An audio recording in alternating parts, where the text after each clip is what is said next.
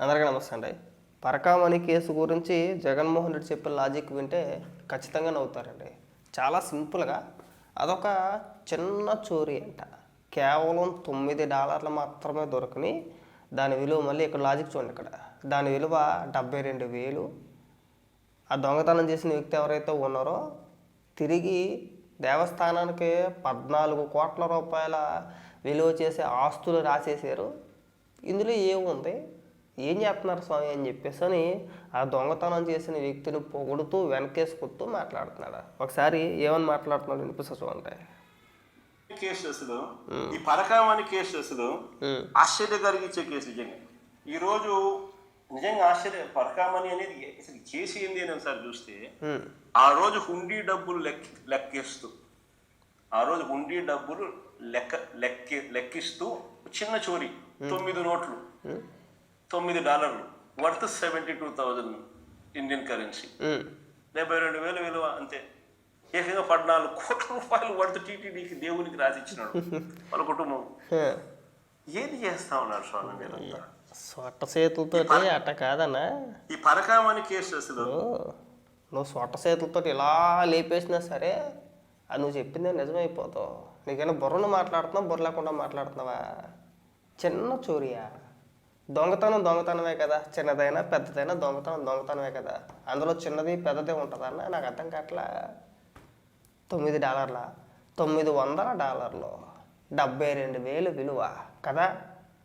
పైకి దొరికింది, పైకి కనిపించేది, కనబడకుండా ఎన్ని వందల కోట్ల రూపాయలు నొక్కేసి వీడికి తెలియదు. సరే, నీ లాజిక్ ప్రకారం చాలా చిన్న చోరీ కదా. అంత చిన్న చోరీకి 14 కోట్ల రూపాయలు విలువ చేసే ఆస్తుల్ని ఎందుకు రాసిస్తారన్న? ఈ లాజిక్ ఎందుకు మర్చిపోయావు నువ్వు? ఇప్పుడు ఎవరైనా దొంగతనం చేసాడు, దొరికేసాడు, అయితే గీతే తన దొంగిలించిన సొమ్ము ఏదైతే ఉందో దాన్ని తిరిగన్నా ఇస్తారో, లేదంటే పెనాల్టీ, సరే లేదో ఏదో కంప్లైంట్ చేశారు, ఇంకోటి అనుకోపోని, పెనాల్టీ అనుకోపోని, దానికి అదనంగా ఒక ఎంతో రెండింతలో ఎక్కువగానే కట్టించుకుంటే అదొక అందం. ఇవన్నీ పక్కన పెట్టేసి ఏకంగా 14 కోట్ల రూపాయలు విలువ చేసే ఆస్తుల్ని ఎందుకు రాయించుకుంటారన్నా? చిన్న చోరీకి. పైగా ఇక్కడ ఏకంగా చేతులు లేపేసి వాళ్ళని పొగిడేస్తున్నాను, నాకు అర్థం కావట్లా. నీ అంత దిక్కుమాల సవట సన్నాసిని ఇంకెక్కడ మేము చూసుండవేమో, చూడలేము కూడా. గంజాయి వేసిన సపోర్ట్ చేస్తావు, హత్యలు చేసిన సపోర్ట్ చేస్తావు, గొడ్లెప్పుకొని తిరిగిపోని సపోర్ట్ చేస్తావు, బూతులు మాట్లాడేవాడిని సపోర్ట్ చేస్తావు. అక్కడ దాకా ఎందుకు నువ్వే మాట్లాడేస్తావు. గూగుల్లో ఇలా కొడితే అలా వస్తుంది. ఆరోపణలో 1 కాదు 2 కాదు, దాదాపు 100 కోట్ల రూపాయల ఆరోపణలు ఉన్నాయని చెప్పేసి గూగుల్లో మీరు కొట్టిన ఇప్పుడు కొట్టినా కానీ వచ్చుద్ది. పరకామణి కేసు డీటెయిల్స్ ఏంటని చెప్పేసి తెలుగులోనే సెర్చ్ చేయండి కావాలంటే, గూగుల్లో పూర్తి వివరంగా చెప్పుద్ది అక్కడ. ఆ రోజు ఎంత దోచేశారు, ఎంత దొరికింది, అసలు ఆరోపణలు ఏంటి, ఎంత రాసిచ్చారు, ఏం జరిగింది అనేది గూగుల్లో దొరుకుతుంది మన సమాచారం. అలాంటిది ఇక్కడికి వచ్చి చాలా చిన్న కేసు $9 అంటాడా. పైగా ఇంకొక దరిద్రం మీకు వినిపించడం మర్చిపోయాను. జగన్మోహన్ రెడ్డి దాదాపు 12-13 ఏళ్ల బట్టి బెయిల్ మీద ఉంటున్నాడు. ఆ విషయం మన అందరికీ తెలిసిందే. తిరిగి చంద్రబాబు నాయుడు గారు మాట్లాడతాడు, వినిపిస్తాడు. బాగానే చెప్పుకోవచ్చు కానీ ఇవన్నీ ఇదిగో లేని ఇప్పటికే మా పార్టీకి చెందిన ఎంతో మందిని అన్యాయంగా జైలుకు పంపించారు. లేని లిక్కర్ కేసును సృష్టించి అబ్బో చంద్రబాబు నాయుడు అనే వ్యక్తి బెయిల్ మీద ఉన్నాడు. లిక్కర్ కేసు, నువ్వేమి ఆ కేసును నువ్వు దేని మీద ఉన్నావు? బెయిల్ మీద కాకపోతే చంద్రబాబు నాయుడు గారి మీద కేసు కావాలని చెప్పేసి రాష్ట్ర ప్రభుత్వం, అంటే మీరు అధికారంలో ఉన్నప్పుడు, నువ్వు ముఖ్యమంత్రిగా ఉన్నప్పుడు ఏదో రకంగా చంద్రబాబు నాయుడు గారు లోపల వేయాలనే ఉద్దేశంతో నువ్వు పెట్టించిన కేసు అది కదా. మరి నీ పైన ఉన్న కేసులు సిబిఐ, ఈడీ కేసులు, అవినీతి ఆరోపణలు. ఇప్పటికే కూడా 43,000 కోట్ల రూపాయలు నీ ఆస్తులు ఈడీ జప్తు చేసింది కదా. దాదాపు 12-13 ఏళ్ళ బట్టి బెయిల్ మీద ఉంటున్నావు. వారం ప్రతి శుక్రవారం కూడా నాంపల్లి కోర్టుకి వెళ్ళాలి. అంటే గడిచిన 5 ఏళ్ళు వెళ్ళలేదు, రీసెంట్గా మనం రోజున వెళ్ళావు. మళ్ళీ వాయిదా అయితే కనుక ఖచ్చితంగా వెళ్ళాల్సిందే. నీ బతికే ఒకటి జైలు పోయేవాయే. పైగా నువ్వు చంద్రబాబు నాయుడు గారిని విమర్శించేటోడివి కదా. మాట్లాడు. నీరు గార్చేందుకు తన పాలసీ వల్ల తాను రాష్ట్రం నాశనం అయిపోయి తాను లూటీ చేసినాడు అనేది ఏదైతే తన మీద కేసు ఉందో ఆ కేసును నీరు గార్చేందుకు మధ్యలో ఉన్న మా గవర్నమెంట్ పాలసీని తప్పుగా చూపించేందుకు చంద్రబాబు నాయుడు తాపత్రయపడతా ఉన్నాడు. చెప్పు, మీ మద్యం పాలసీ గురించి నువ్వు వివరంగా ప్రెస్ మీట్ పెట్టి చెప్పు. ఆ పాలసీ ఏంటనేది మాకు తెలుసుద్ది. ఏం చేశారు? అప్పటికప్పుడు ఏ రాష్ట్రంలో లేనిది కొత్త పాలసీని ఒకటి తీసుకొచ్చి రాష్ట్ర ప్రభుత్వమే మంది అమ్మేద్దా అని చెప్పేసి అని అన్నారు. ఓకే, బాగానే ఉంది. చంద్రబాబు నాయుడు సేమ్ బాగానే ఉంది. అమ్మేస్తే అమ్మేసావు. ఏమి అమ్మేవు నువ్వు? దేశంలో ఎక్కడా దొరకని బ్రాండ్లు అన్నీ తీసుకొచ్చి ఉండవు. దేశంలో ఎక్కడా దొరకని బ్రాండ్లన్నీ తీసుకొచ్చి మన రాష్ట్రంలో అమ్మేసావు. అమ్మేవా లేదా? ఊరు పేరు లేని బ్రాండ్లు బూమ్ బూమ్ అంటాడో, ప్రెసిడెంట్ మెడల్ అంటాడో, నిన్న తయారయ్యన మందు వాళ్ళు వచ్చేసేది. అప్పటి వరకు దొరికిన మందు అసలు ఏమైపోయిందంటే తెలియదు. పోనీ ఎంఆర్పి ధరలకి ఏమైనా అమ్మారా అంటే అది కూడా కాదు. అధిక ధరలకి 100 రూపాయలు ఉంటే 300కి అమ్మాలి, 300 ఉంటే 500కి అమ్మాలి, 700 ఉంటే 1400కి అమ్మాలి. అన్నీ రెండింతలు మూడింతలే కదా. ఏంట్రా కారణం అంటే ధరలు పెంచితే తాగడం మానేస్తారు. ఇదొక కొత్త రకం పాలసీ అన్నాడు. మైండ్ పోయింది. ధరలు పెంచితే తాగడం మానేడు పెట్టరు బాబు, ఇది ఎక్కడ దిక్కుమల లాజిక్ అని చెప్పేసి అని.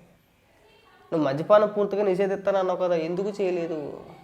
దాని గురించి ఎందుకు మాట్లాడట్లేదు? మద్యపానం నిషేధం చేస్తానన్న పెద్ద మనిషి కాస్త మద్యం పైన వచ్చే ఆదాయాన్ని చూపించి 25,000 కోట్ల రూపాయలు అప్పు తెచ్చాడు. అది మన పనోడతాను. దొయ్యలేదా, దోచేయలేదా నువ్వు మద్యం మీద? డిజిటల్ పేమెంట్లు ఎందుకు పెట్టలేదు? చిన్న లాజిక్ అండి. ఇప్పుడు నేను ఎక్కడికి వెళ్ళినా, ఏదైనా సూపర్ మార్కెట్కి వెళ్తే ఒక 5 రూపాయలు చాక్లెట్ కొంటే ఆ చాక్లెట్ కూడా క్యూఆర్ కోడ్ స్కాన్ చేస్తే మనకి అక్కడ అమౌంట్ వచ్చేది, దీని ప్రైస్ ఎంత అని చెప్పేసి అని. దాన్ని బట్టి మనం బిల్ పే చేసి వచ్చేస్తాం. మనం ఎన్ని వస్తువులు కొంటే అన్ని వస్తువులు, దానికి తగ్గట్టుగా బిల్లు వస్తుంది, మనం బిల్ పే చేస్తాం, మనకు వచ్చేది. అయిపోయింది అక్కడితో. నీ హయాంలో బాటిల్ స్కాన్ చేసేవారు కానీ అమౌంట్ మాత్రం నీట్గా బాటిల్ పైన ఎంఆర్పి అని చెప్పేసి అని ఒక రేట్ వేసేసి 500 600 ఉన్నదాన్ని 1500కి 1000కి లేదంటే 200 300 ఎక్కువకి వేసేసుకొని ఓన్లీ క్యాష్ ఎందుకు తీసుకున్నారు? క్యాష్ ఎందుకు తీసుకోవాల్సి వచ్చిన పరిస్థితి ఎందుకు వచ్చింది? ఎక్కడా లేదే. ఇప్పుడు సేమ్ పాలసీ ఇప్పుడు తమిళనాడులో కూడా అమలవుతుంది. తమిళనాడులో కూడా మద్యం షాపులన్నీ కూడా ప్రభుత్వమే నడుపుతుంది. ప్రభుత్వం మద్యం షాపులే. అక్కడ మళ్ళాగా ఓన్లీ క్యాషే కాదన్న, ఎంఆర్పి ఎంత ఉంటే అంత. మనకి డిజిటల్ పేమెంట్ ఉంది. గూగుల్ పే ద్వారాగా చేయొచ్చు, ఫోన్పే ద్వారాగా చేయొచ్చు, పేటిఎం ద్వారాగా చేయొచ్చు. Any payment digital payment option అక్కడ ఉంది. మరి అంటే నువ్వు ముఖ్యమంత్రిగా ఉన్నప్పుడు ఆంధ్రప్రదేశ్లో ఓన్లీ క్యాషే ఎందుకు తీసుకున్నావు అన్న? క్యాషే తీసుకోవాల్సిన అవసరం వచ్చింది. టెక్నాలజీ మారింది. ఇవాళ రేపు రోడ్డు పక్కన టీ కొట్టోళ్ళు కూడా డిజిటల్ పేమెంట్లు పెట్టుకుంటున్నారు. ఫోన్పే కావచ్చు, ఇంకోటి కావచ్చు, మర్చెంట్ పేమెంట్ ఖచ్చితంగా ఉంటుంది. మరి అలాంటిది రాష్ట్ర ప్రభుత్వం కదా, ఇది 100 కోట్ల రూపాయల వ్యాపారం కదా, నువ్వు ఎందుకు పెట్టలేదు? ఏం చేసావు ఆ క్యాష్ అంతా కూడా? ఓన్లీ క్యాషే ఎందుకు తీసుకున్నారో దానికి రీజన్ చెప్పాలంటే దానికి చెప్పడంట చెప్పించారు.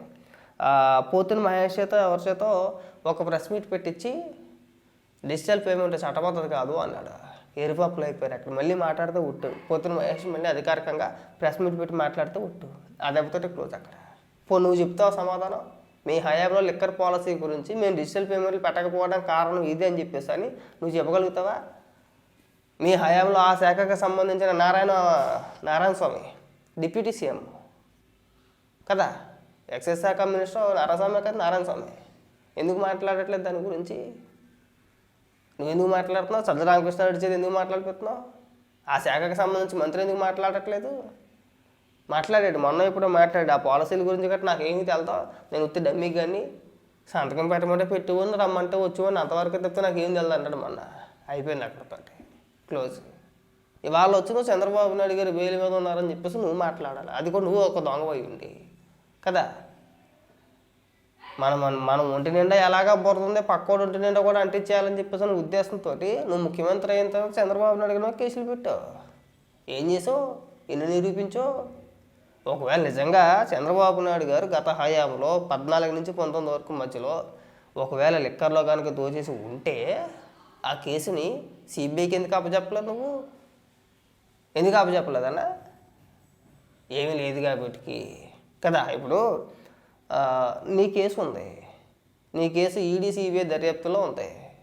16 నెలలు జైలు జీవితం గడిపించావు, అయిపోయింది, పక్కన పెట్టేసి. అది సేమ్ ఈ లిక్కర్ కేసు ఒకటే తెలంగాణలో కూడా జరిగింది. కవితని అరెస్ట్ జరుగుతుంది కదా, ఐడియా ఉందా? ఢిల్లీ లిక్కర్ స్కామ్ అన్న చాలామందిని అరెస్ట్ చేశారు. మరి అలాంటప్పుడు నువ్వేం చేయాలి? ఎందుకు చేయలే? ఇవాళ ఇక్కడికి వచ్చి ఏమని మాట్లాడుతున్నావు నువ్వు? ఈ అప్పాబాయ కూరలే వద్దనేది. ఎక్కడైనా సరే ఈ మాటలు కాస్త తగ్గించుకుంటే అన్న అది మీ అందరికీ మంచిది. అది నువ్వు ఇక్కడికి వచ్చి 10 మందికి పాఠాలు చెప్పే స్టేజ్లో నువ్వు లేవన్నా. నేను మళ్ళీ చెప్తా, నువ్వు ఒక బెయిల్ మీద బ్రతికే దొంగవే. నువ్వు ఎదుటోని ఏలెత్తి చూపించే అర్హత నీకు లేనే లేదు. అది బాగా గుర్తుపెట్టుకుంటే బాగుంటుంది.